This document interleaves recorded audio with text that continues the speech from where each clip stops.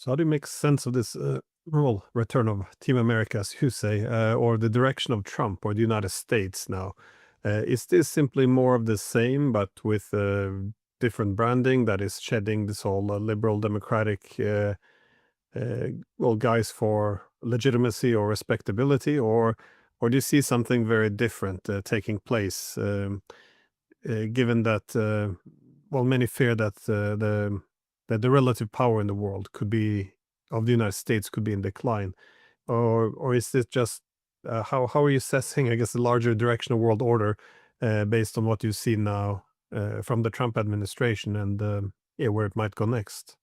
Well, the old order is disintegrating.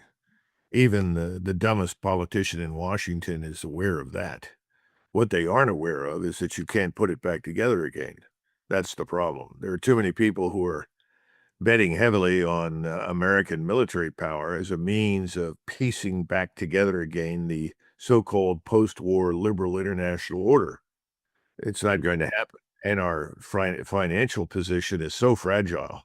We're in such terrible indebtedness, and that's affecting everything that happens in the United States now commercially. That people don't seem to really understand that there's trying to put the old order back together again is not going to work. I mean, everybody's assumptions about the world are anchored in the past. NATO is disintegrating. The EU is disintegrating. You know, everybody's angry with Orban. Well, Orban is simply making reality, or making a statement that is based on reality. The interests that underpinned both NATO and the EU no longer apply. People have different interests. The world has moved on, but nobody wants to accept that in Washington. They're all believers that, well, we know this will save NATO. I think to a large extent that's what's happening, in answer to your question. And they think that by the use of military power that this is going to work. I mean, the reason that I like Team America is when I listened to Secretary of War Hegseth give his little spiel at the end of the discussion and say, America's back. We're here and nobody's going to tell us what to do and we're in charge. And this president means what he says. Oh, that's all bravado.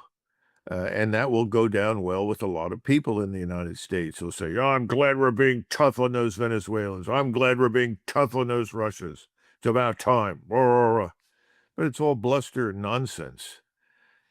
If you are who you say you are and what you are, you don't have to threaten anybody. If you go back to the Suez Crisis, when the British and the French and the Israelis moved in to seize control of the Suez Canal, Eisenhower didn't have to threaten the use of military power. He made phone calls and said, look, this is going to cost you dearly if you don't get out. We don't support this. You didn't discuss this with us. I'm telling you, get out. And it happened. We don't seem to understand that the most effective use of force lies in not using it, but in possessing it, and for it to be credible.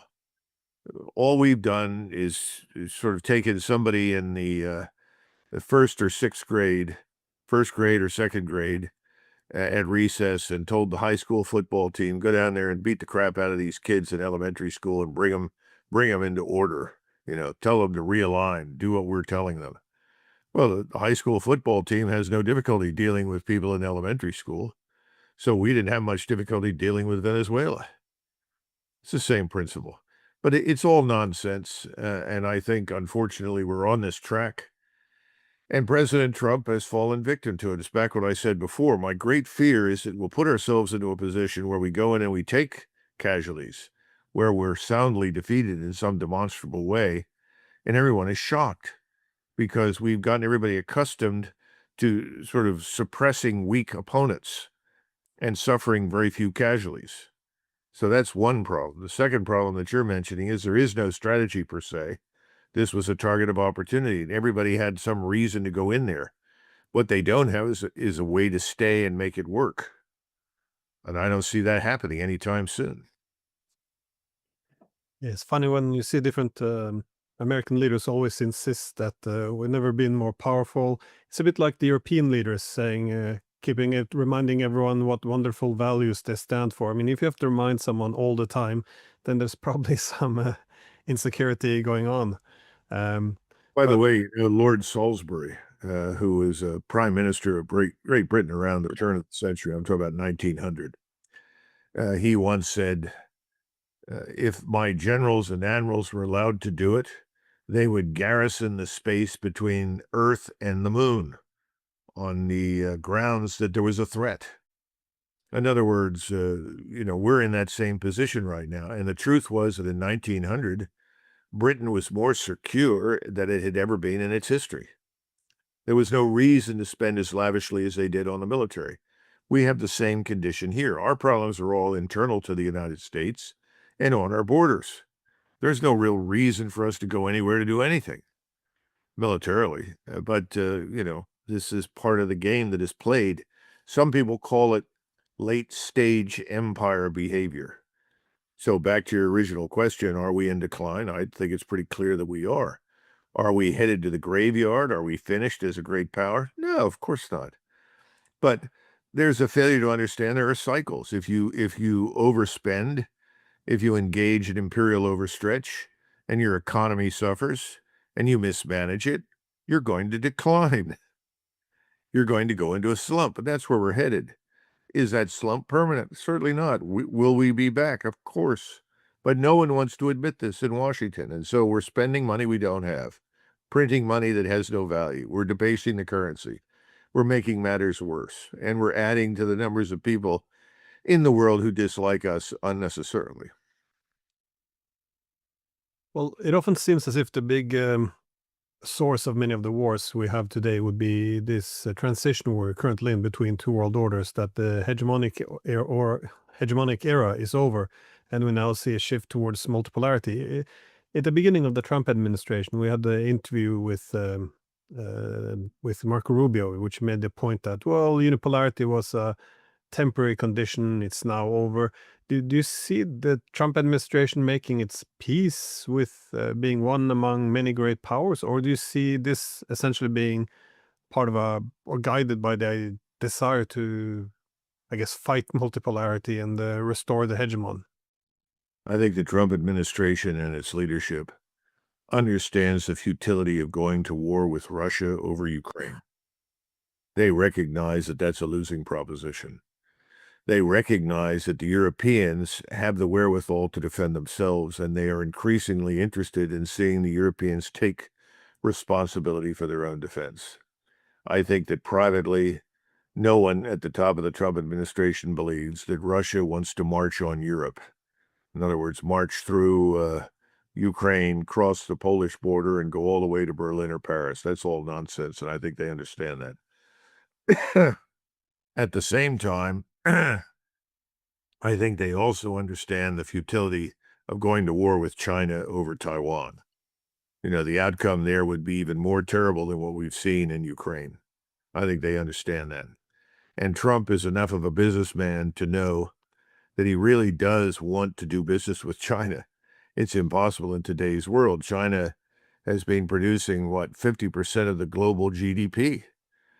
Take China out of the equation and we all fall apart right now. I think President Trump understands that. So then the question is, what do you do in the two remaining hotspots? One is the Middle East and the other is in Venezuela at the moment, or the Caribbean Basin. Well, we've taken action in the Caribbean Basin. To what end is unclear at this point. We're going to have to wait and see what sort of ideas they come up with. But in the Middle East, that's a different story. We have a group of billionaires who own and operate the government. They own the Hill. They own the presidency. They want war with Iran. Now, the problem with war against Iran is that that's not the end of the story. Right now, I think Israel and the Turks are on a collision course in Syria, and that could become very serious very quickly. I think that's one of the reasons in Netanyahu's mind that he, quote unquote, wants to knock off Iran before Iran could become a factor in that conflict. We are pawns. We're going to do whatever he demands. President Trump has made that very clear. Whatever Bibi wants, Bibi gets. So we're going to be dragged into another war in the Middle East, this time with Iran, and it could widen quickly. I mean, it's just it's a tinderbox. It could go up in any number of different directions. In Venezuela, it may be that in 2 or 3 weeks we don't hear about it anymore because someone has wakened up and realized that we can't control the place. You know, what do you do about the millions of people that supported Maduro and Hugo Chavez? Do you eliminate them? Do you replace them in the administration and the government?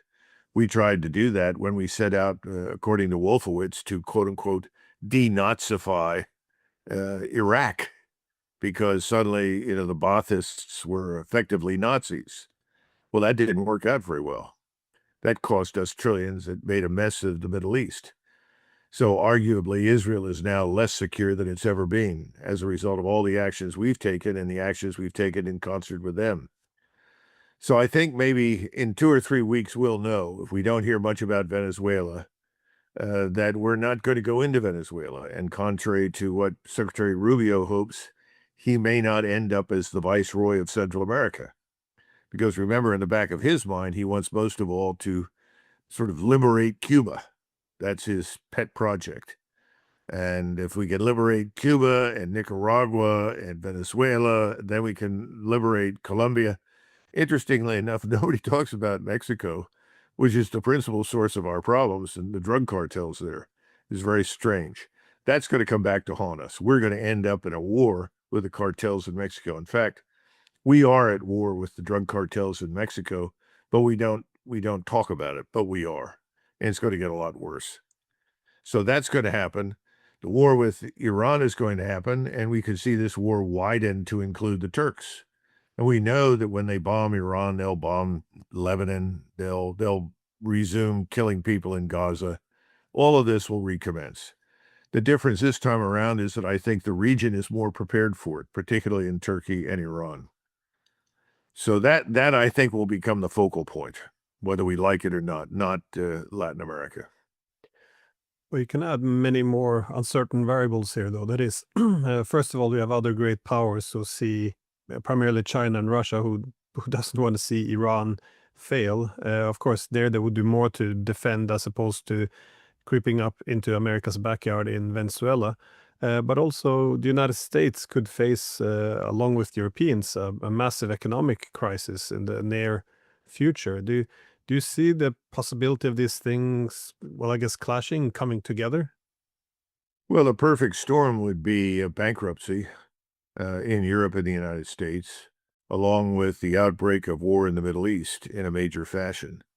That would be the perfect storm for us. It would destroy everything. And I think that's on the minds of the globalists who dominate the scene in Paris, London, Berlin, and Warsaw. I can't predict when that financial dissolution will begin. I think the crisis is already underway. I mean, I keep getting all these messages from friends who are involved with the Fed talking about $31 billion passing unnoticed into the banking system to keep the banks solvent and liquid through the repo window. And the same thing true with private equity funds. So we know we're continuing to quantitatively ease, whether we admit to it or not. So it's happening in those two areas, the private equity funds, which are very vulnerable right now, as well as in the banking system. So it's going to fall apart. You know, I can't tell you when, but most people looking at it right now, you know, I think, oh gosh. Well, normally I talk about Alistair MacLeod, who is the gold expert, and he is certainly worth talking to. James Grant is worth talking to. Ray Dalio has made these points. There are a lot of people out there talking about this, even Warren Buffett. If you look at the precautions he's taken with his own wealth, he's been warning about, you know, the worst financial crisis, certainly since the Depression, and many of them are predicting what's coming is going to be worse than the Depression. So that's out there, okay? That's coming. Nobody can say tomorrow, next week, next month, but it's coming. So that's a problem. That will change everything.